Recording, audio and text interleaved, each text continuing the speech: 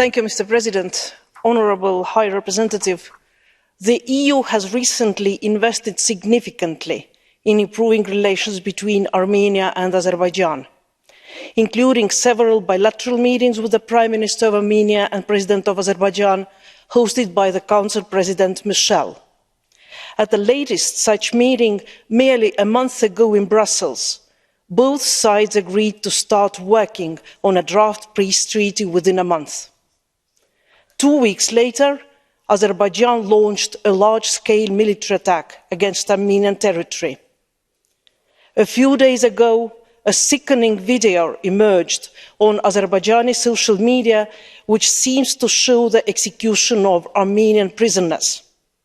High Representative, which consequences will you recommend to draw for the EU's further engagement in the region? What concrete steps should you, your office and External Action Services take? And finally, how can the EU's new energy partnership with Azerbaijan be put to use for the EU's engagement in favour of a sustainable, long-term settlement on the conflict? Thank you. Honourable High Representative, may I ask you to give answer? Gracias, señora. Thank you very much to the honourable member. Obviously, anything we do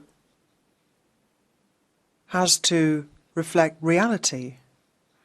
And Azerbaijan, of course, has bombarded areas which are well into the interior of Armenia. They've been using artillery as well as drones, and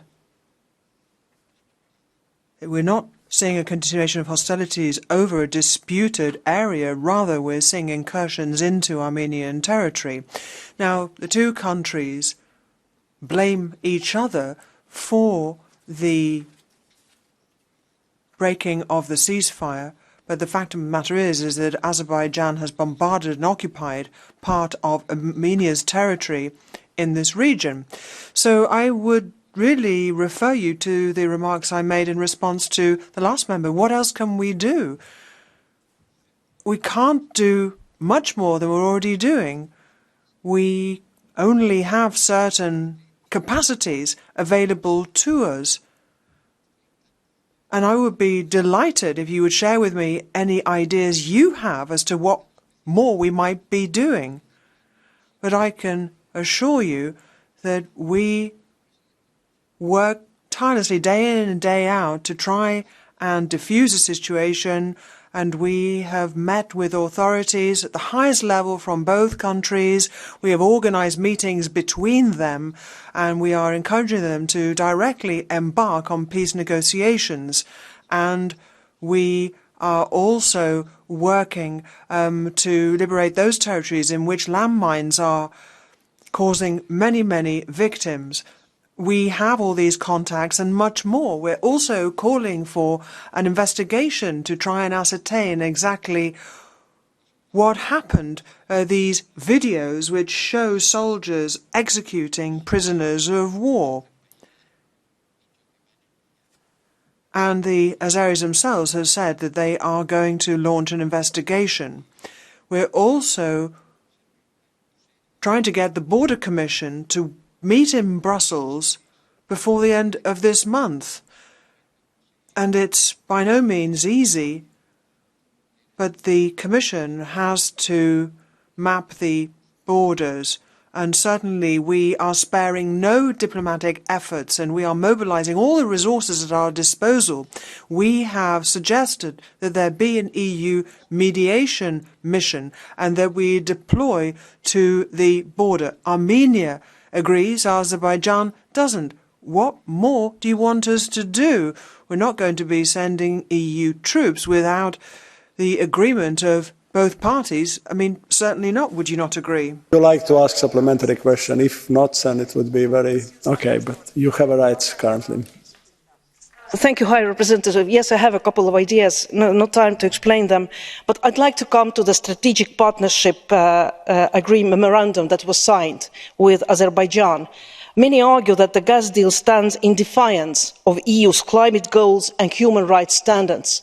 High Representative, I will be grateful for your assessment of that deal. Thank you.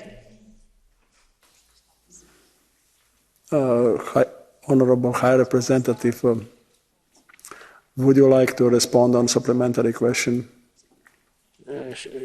Sí, si se refiere. Yes, you're referring to the deal with Azerbaijan to increase the gas supply. Yes, indeed, Azerbaijan is giving us, or rather selling us, gas. I mean, given the state of the gas market these days, it is supplying billions of cubic meters of gas to Europe. And thanks to this year's agreement, we will see a substantial increase from 8 to 12. So this will be a 50% increase, therefore, in the volumes being supplied. And there have been no political concessions made when it comes to the conflict as a quid pro quo. I can assure you that the EU, indeed the President of the Commission, personally went to Azerbaijan to negotiate this agreement, which will make it possible for all Europeans to have the energy supplies that they so badly need this winter. This will be the southern gas corridor, so not all Europeans will be supplied with this gas, but those that do get the gas will be most satisfied. And I can assure you this energy agreement does not work to the detriment of human rights or indeed the various democratic issues which have cropped up in the country. Thank you very much. Next question, Nathalie Loiseau, Renew. Floor is yours. Merci, Monsieur le Président. Thank you, President. Well, to call things incorrectly would be only make things worse in the world, according to Camus.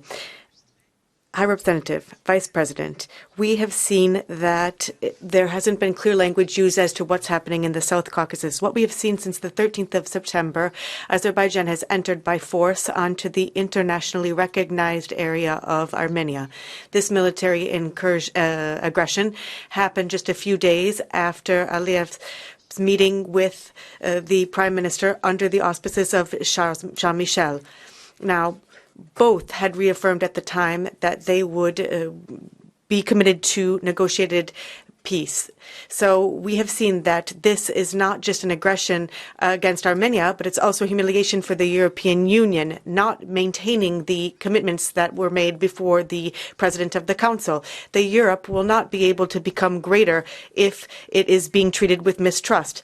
Now, we need Azerbaijan to be a trustworthy partner, and we know that your special envoy is no more credible when we saw that there were execution of prisoners and the Azerbaijani soldiers. When we see, High Representative, what can you tell us about this particular scenario? Thank you. Sorry, please. En efecto, señora. Indeed, honorable member, what took place there could be qualified in many ways, and it could also be described in many other ways. What we can see is that what is happening is extremely sad. There's some 300 soldiers who are dead. 207 specifically are Armenian. What we know, and this is absolutely clear, the artillery and the use of drones bombed areas that were within the Armenian territory, destroying civilian infrastructure. And we know that there are some occupied areas occupied by the Azerbaijanis in Armenia. Now, this is absolutely unacceptable. the troops are currently occupying areas within Armenia. This does not respect the internationally recognized borders. The forces are so close that there is a risk of new conflict. It's essentially inevitable. For this reason, once the two leaders met and they had ensured the President of the Council that they were committed to an agreement and that there would be a cessation of hostility. So this is clearly not the best possible way to inspire our trust in the diplomatic efforts that are being carried out by the President of the Council. Now, I am sure that the President of the Commission was not referring to this precisely, but was referring to the fact that Azerbaijan would fulfill its agreement on gas. So one thing does not take away from the other. Now, what we know is that at this time we have a real problem of trust of the political dialogue that was initiated. Our current arguments would go through requesting a withdrawal of those troops that are currently fighting within the context of the internationally recognized borders. Now, we know that this will not be an easy task. We understand also that we are in our current in a situation of border demarcation where we can see that there is an immediate area of confrontation amongst the two countries. Therefore, we hope that the Border Commission will undertake its efforts yet again in just a few weeks' time in Brussels to be able to avoid situations of this sort. Would you like to ask a supplementary question? But I really encourage colleagues not to do it, otherwise I have to, because we are in a time limits, but okay, your floor is yours. L'agression de l'Azerbaïdjan. Azerbaijani aggression on Armenia is much like Russia's aggression of Ukraine.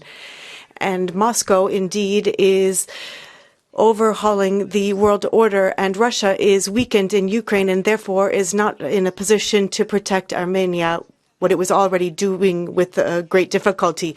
We cannot stand back and watch Armenia aggressed by its neighbor, and we must go directly there to make sure that we come up with a definitive establishment of the border, as well as the freeing of all of the prisoners and with a full documentation of all war crimes.